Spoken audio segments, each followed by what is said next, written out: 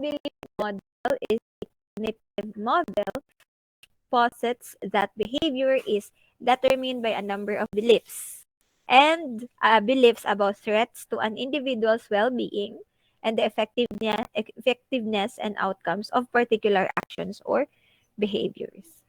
Okay, so some constructions of the model feature the concept of self-efficacy alongside these beliefs about actions. Okay, so again, some constructions of the model, of this health belief model, feature the concept of self-efficacy.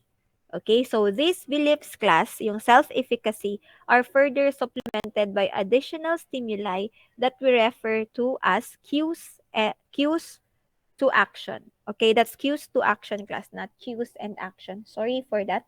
So again, this belief model, these beliefs are further supplemented by additional stimuli referred to as cues to action. Okay, cues to action. Itong cues to action class, it actually triggers the adoption of behavior. Okay, it triggers the actual adoption of behavior. Okay? So si perceived threat class, okay? Si perceived threat is considered as the core or is considered at the core of the HBM or the health belief model because it is linked to a person's readiness to take action. Okay? So, it consists of two sets of beliefs about an individual's perceived susceptibility or vulnerability to a particular threat and the seriousness of the expected consequences that may result from it. So, sa ato ang next slide later, this will be shown sa illustration, sa summary sa health belief model. Okay? So, the perceived benefits class, this one, okay, ito siya.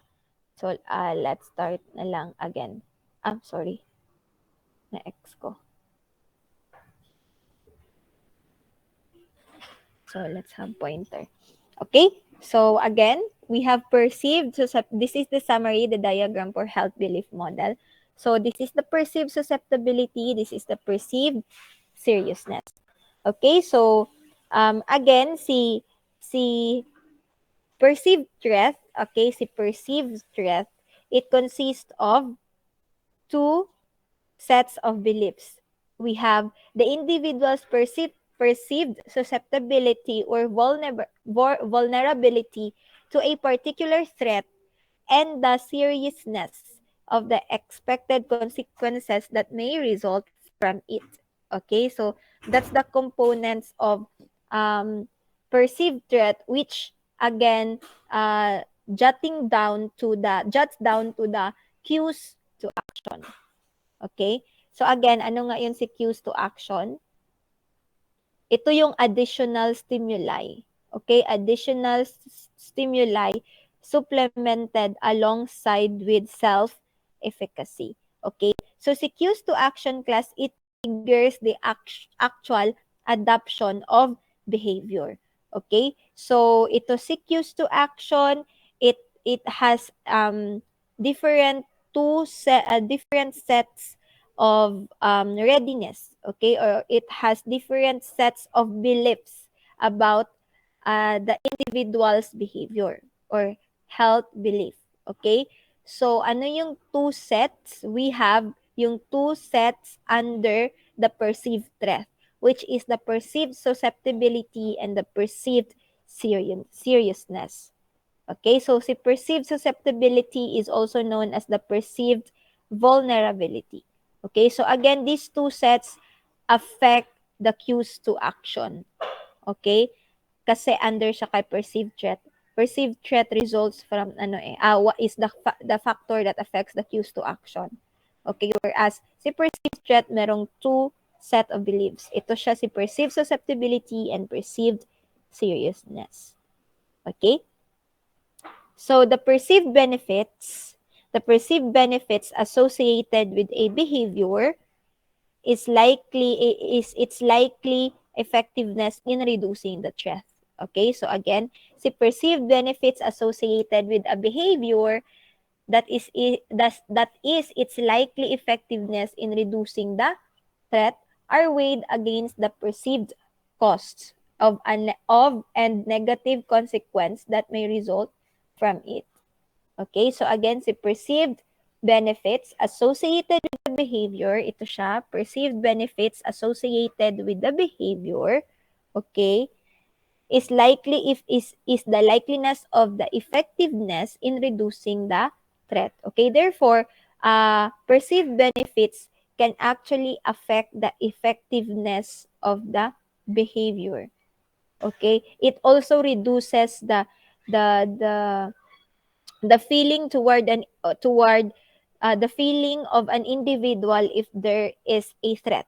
Okay, si perceived benefits.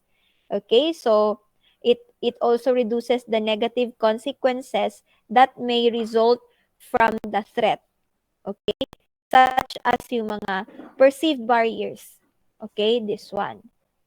Okay, so ito si perceived benefits class, it is actually against the perceived cost of and negative consequence, which is the general term for the perceived cost and negative consequences would be the perceived barriers. Okay? So again, perceived benefits are usually weighed with perceived barriers. Okay? Ano yung mga perceived barriers? We have yung mga perceived cost and yung mga negative consequences resulting from the threat. Okay? Ano yung mga perceived barriers? We have yung mga side effects of the treatment. We also have yung overall extent to which a behavior is beneficial. Okay? So, yung nagtataka ka kung ano ba to? Okay ba talaga tong treatment na to? Is this, will this cure my illness? Or will this make me feel alive? Or will this treatment will prolong my life? Or it will just prolong my agony? Okay? So, yung perceived extent mo toward a treatment is also considered a perceived barrier. Okay, so the individual's perceived capacity to adapt the behavior is is actually a further key component of the model, of the health belief model. Again, yung individual's perceived capacity to adapt the behavior or what we call the self-efficacy, this one, kasi we all know that perceived benefits and perceived barriers will affect the effectiveness of the behavior. Okay? Si self-efficacy or yung individual's perceived capacity to adapt the behavior is also a further key component of the model. Okay? And then finally, si cues to action, let's go back to this. Kasi lahat ito sila class interrelated lang.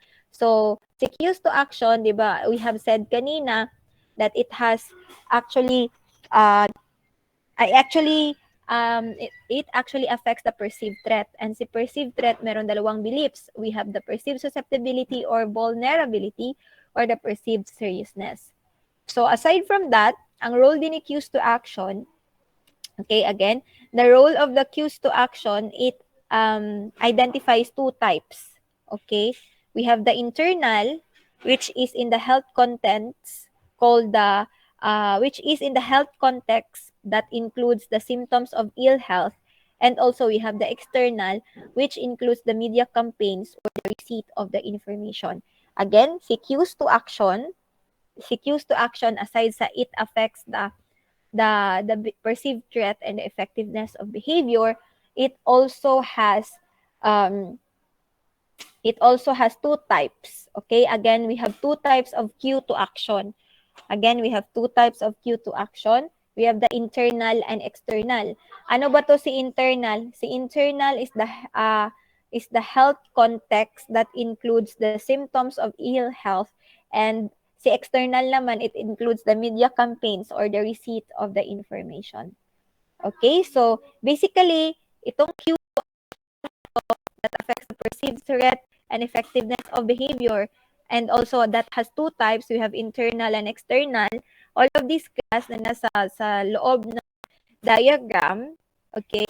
Okay, all of these cues, they affect the perception of threat, okay? Perception of threat and can trigger the main behavior of the individual. Okay? It can trigger the main behavior of the individual. So, mahirapan.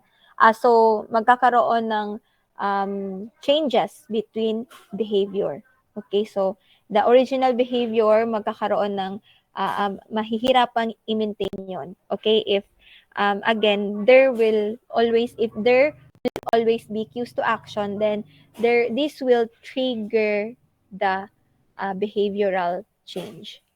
Okay? So, either of the two lang yan.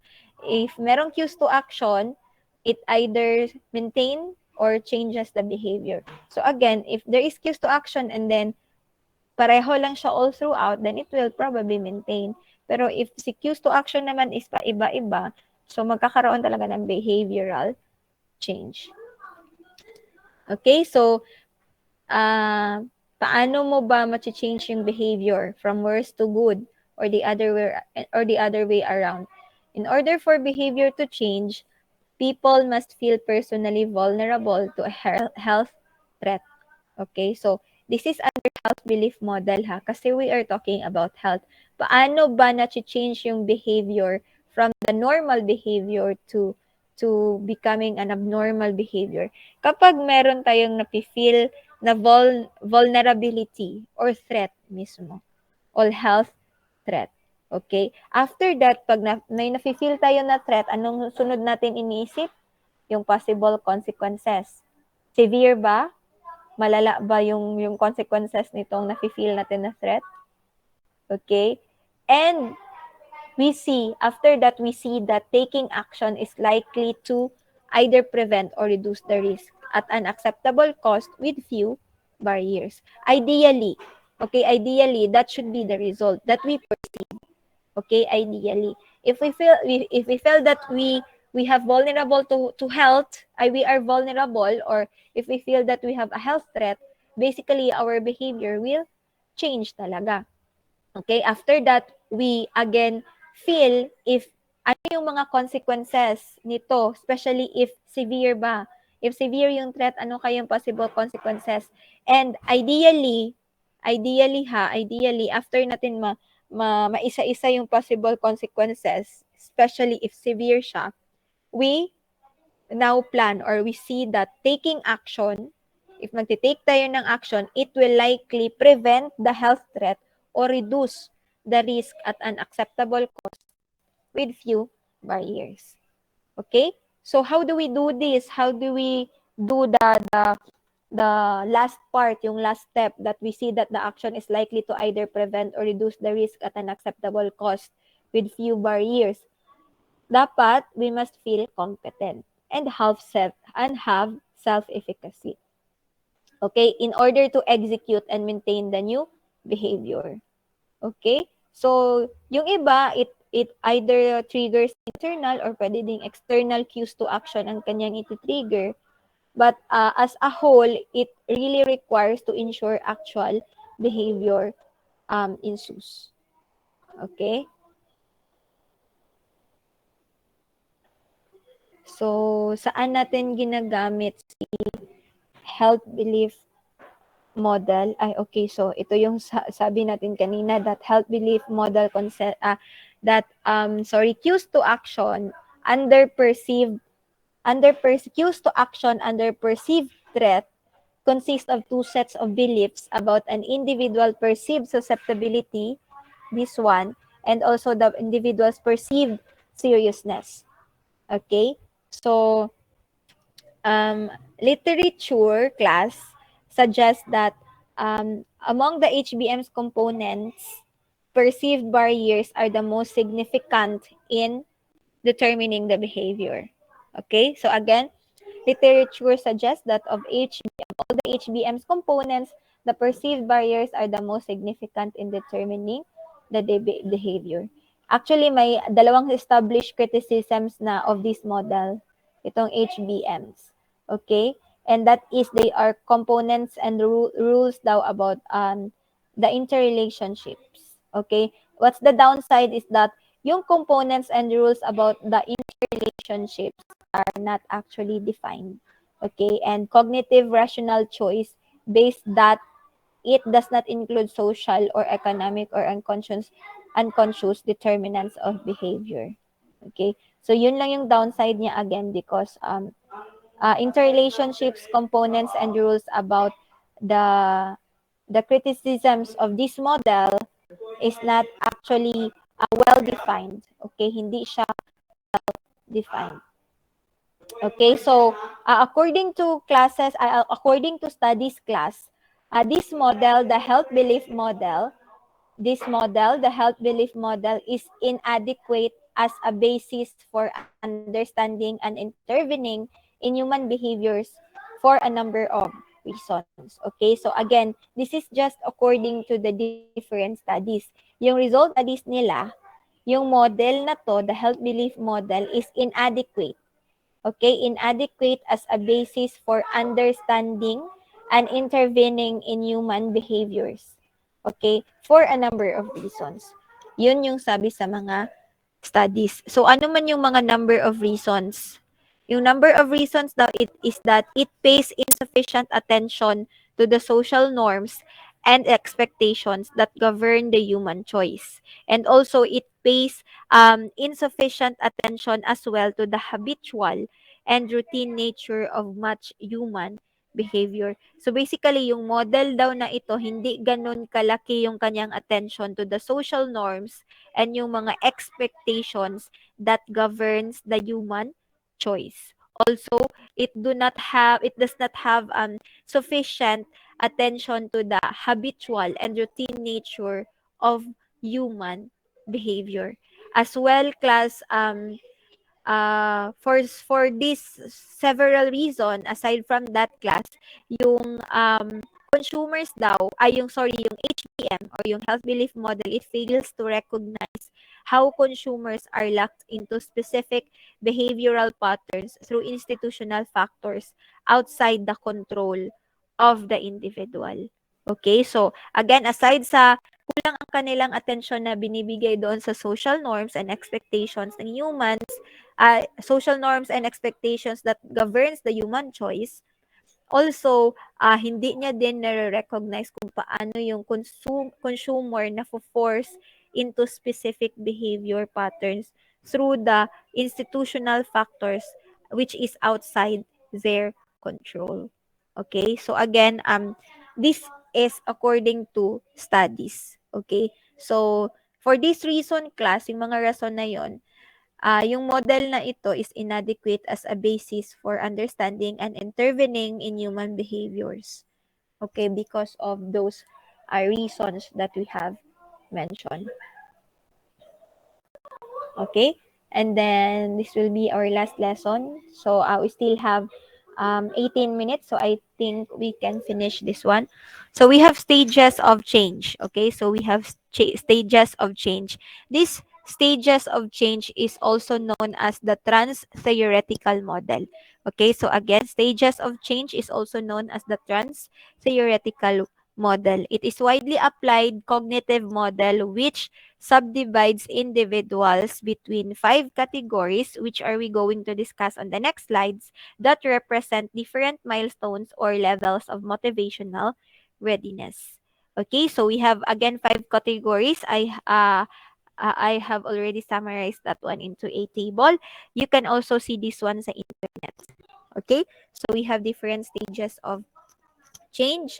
So we have number one, pre-contemplation, and then we have contemplation, we have preparation, and then lastly, last two, we have action, and we have preparation. Sorry. And then we have preparation. I think, dahil lang ha. I think, okay, sige. Okay, so again, we have a pre-contemplation. Sandali class ha for a while. I'm gonna check my notes ha kasi dali lang. Okay. Okay na siya. Okay, so again, this will be our different stages of change. I'll have to ano kay parang may mali. Okay? May mali ata sa table. Wait lang talaga class ha. I'm going to check my master notes. I have kasi master notes. Parang namali ang aking pagka-copy paste. I just actually copied it from my master na, na what do you call this one? Master na parang draft of the lesson. And then I summarize it using the PowerPoint so that hindi na siya ganun ka wordy pagdating sa PowerPoint.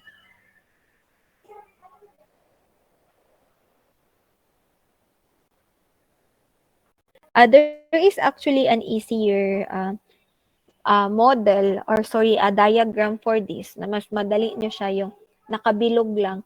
Pero hindi na kasi nakikita doon yung definition ng stage, yung processes, and then yung definition of that process, and also paano mo siya ititreat or ano yung interventions mo sa kanya. So basically, class, all you need to remember with these stages of change is that it's a routine.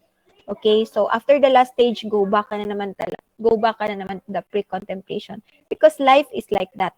Okay, yung sabi nga nila, ang buhay ay parang gulong. Minsan nasa itaas, minsan nasa ibaba. So ganun lang din dito sa stages of change. Once you finish the fifth stage, back to square one ka na naman, pre-contemplation, and then contemplation, and then ganun na siya. Okay? So, daan pa ko. So, may ano dito class. Sa preparation class, that's not preparation ha. That's termination. Okay? That's termination. Okay? Please do not forget. Later na lang, we will correct that one. It can be actually considered as preparation for the pre-contemplation. So, ganun to siya actually. But mas correct kasi talaga si termination as the last stage. Okay? So, let's proceed with the pre-contemplation rather. So, sa iba class, merong 6 stages. But sa aking source lang, it's only 5 stages. Okay?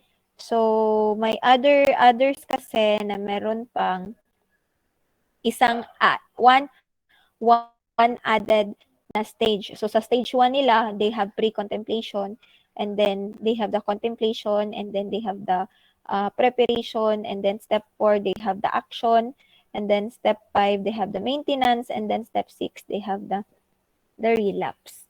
Okay, so wala na tayong actually maintenance. Okay, so action and then termination na dito.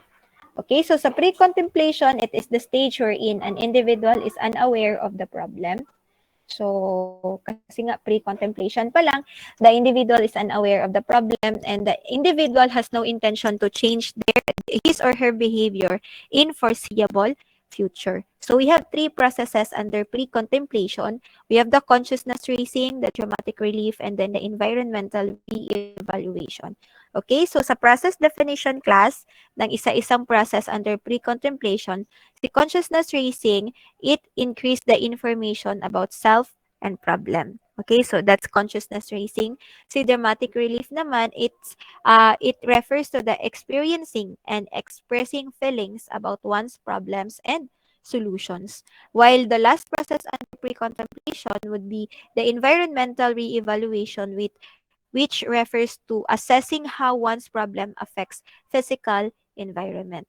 And then all of these processes class have different psychotherapy interventions or yung treatment. Paano ba natin uh,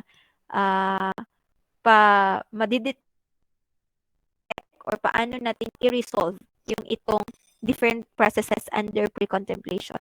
So under consciousness raising class, what do the psychotherapists do? They interpret and they have this video therapy. Okay, sa dramatic relief naman, so psychodrama, grieving losses, and road tripping. Okay?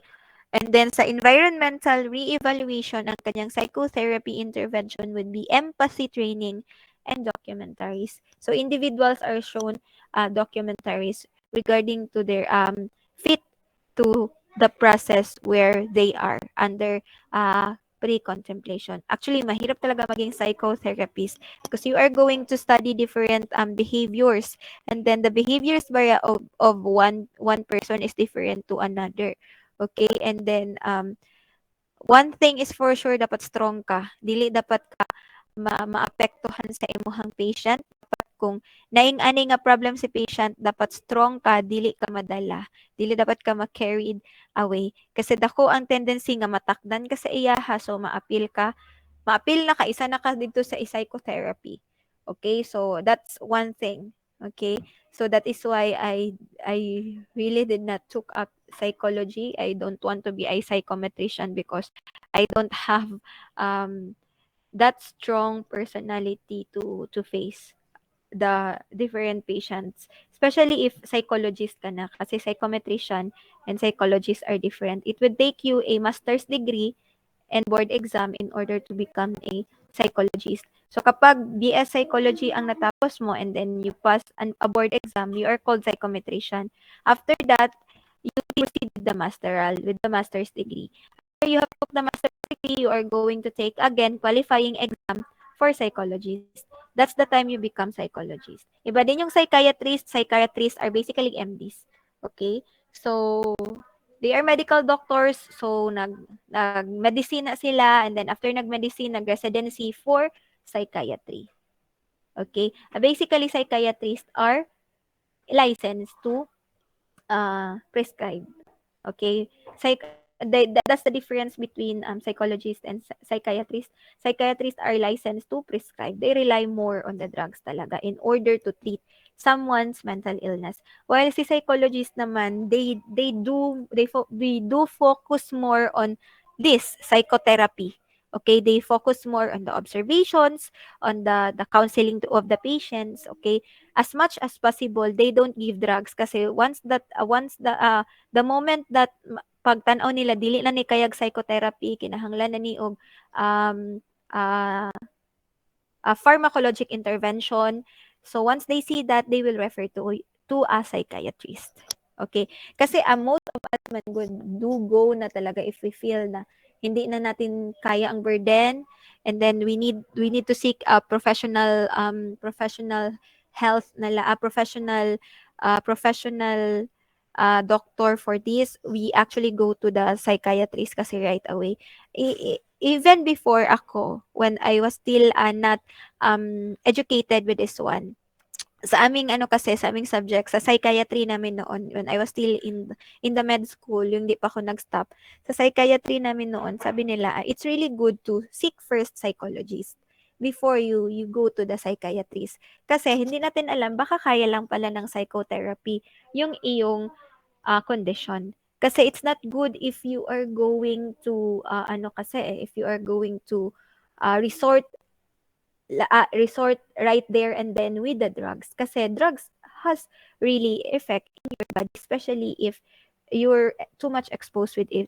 Remember that the difference between a drug and a poison is just the dose. So if you are very exposed to this, dako ang tendency that you will have toxicity, and then also dako ang tendency na ma-addict ka sa drugs, kasi some of our drugs that affects the central nervous system are those drugs that habitual nakakakos ng addiction or habitual forming.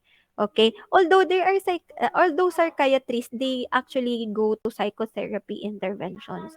But dili jud mapugngan that they will really prescribe you a drug. But I have known one psychiatrist na what he prescribes, he is actually a pastor. Tapos, pag wala siya sa ilahang clinic, naa siya dito sa ilahang church. And then, meron siyang parang specific place for him doon. And then, doon siya nagkiklinik. And then, he actually do not ask for bayad. Wala siya nagapabayad pag andun na siya doon, andun siya nagkiklinik sa church nila. Pag andun na siya sa clinic niya sa SPMC, So, that's the time that he will ask for payment. Pero pag andun lang siya sa ano niya, sa church nila, hindi siya nag-ask ng payment kasi yun yung ministry nila, to help those who are really in need mentally. So, hindi siya nagre-resort talaga into um, prescribing drugs. Ang kanyang una pa talaga nag-prescribe siya but more on vitamins. Yun yung kanyang vitamins lang, not those CNS stimulants or yung mga CNS. So, ganun siya the way, ganun siya na pagka-psychiatrist. But there are others kasi as what I have heard from my friends na diretso lang bigay ng gamot. So, wala na daw silang na-feel na psychotherapy interventions. That is why some of them will shift to another psychiatrist. Kasi some of the people, Manggo, that are mentally ill, they just want to be heard. Gusto lang talaga nila someone who will share the burden. Yun lang talaga. That is why yung isang classmate ko sa med school, sabi niya sa akin, it's really good daw talaga to seek psychologist first. Ano ang ginawa niya? Nag-seek muna siya ng psychologist before siya wala na siya actually naka-seek ng psychiatrist kasi nga nakaya lang siya ng psychotherapy intervention.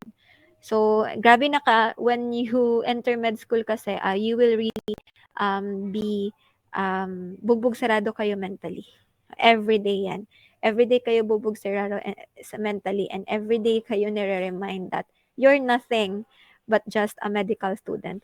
Ganun ang feeling sa med school. So that is why kami sa med school, we really help each other, yung mga classmates namin. Kami, we just really help each other and we share our burdens with each other para hindi siya mabigat sa kalooban. Para patuloy pa rin ang buhay. Malaki actually ang incidence ng suicidal rate sa one of the school in Cebu. Marami kasi mental health is not really being addressed sa med school. Okay, lucky us kasi merong psychiatry na subject. Actually, yung psychiatry namin na subject, that's our go-to na subject. It's being taught in second year. So doon namin napapalabas lahat kasi our teachers are psychiatrists. Our teachers talaga, different lecturers kasi yan ang aming subjects. So for this lesson, psychiatrist, another psychiatrist naman for the next lesson. So our teachers, what they do sa teachers namin under psychiatry, they really allot 30 minutes na vacant time. Tatapusin nila early yung lecture nila. And then the last 30 minutes would be open forum. Lahat ng gusto mong tanongin, itanong mo DM privately doon sa teacher mo. Actually, kulang nga masyado ang 30 minutes. May one time pa yun na sa kakulangan ng time, sabi nung teacher namin, okay, you just visit me in my clinic para ma-address natin lahat ng concern nyo. Ganun lang talaga. Kasi nakakaintindi din talaga sila because they were once a medical student and they know the struggle. They really know the struggle. That is why they are trying to help us. Meron lang talaga, med school is ganyan. Ganyan lang talaga ang practice ng med school and even sa law school. Ganun din talaga ang practice nila. You really need to be strong if you want to be a lawyer or if you wanted to be a doctor. So, ganun yun siya. Actually, yung kakilala ko na nagsabi sa akin that it's good na psychologist muna before resort to psychiatrist. Actually, hinay-hinay niya natanggap na hindi talaga para sa kanya yung medicine kasi nga hindi niya na daw talaga kaya, but the pressure the subjective norms na-exert sa iya, the social pressure exerted on her was there. That is why dili ka mag-proceed to medicine if gusto lang na sa imong parents or if na-pressure lang ka because your friends are going to medicine. Just be sure that you really want that. Okay?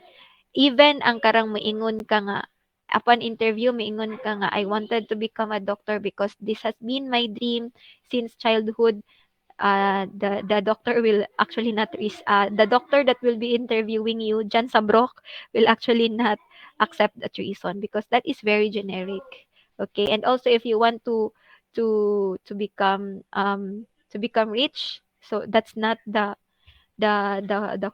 course for you. You s- you go to business world if you want to become a rich. Kasi sa medicine, ang tagal mo pa matapos. Yung mga kabatch mo na mga pharmacist na dato na kaayo kay naanay kanya-kanyang butika, ikaw mao palay pag-graduate. Mao palay pag-graduate, mag-residency pa ka. Napakay subspecialization. So your life will literally start at 40 if ganon. If ganon ang mangyari. Okay? So again, that's for the stage 1, pre-contemplation. Okay? And then it's already 6:30. Maybe we can finish the other stages sa ano na lang. Next week. Okay? So, do you have any question? Let's start discussing na lang the rest of the stages. Pre the pre-contemplation, and then the other stages would be discussed next meeting. Okay?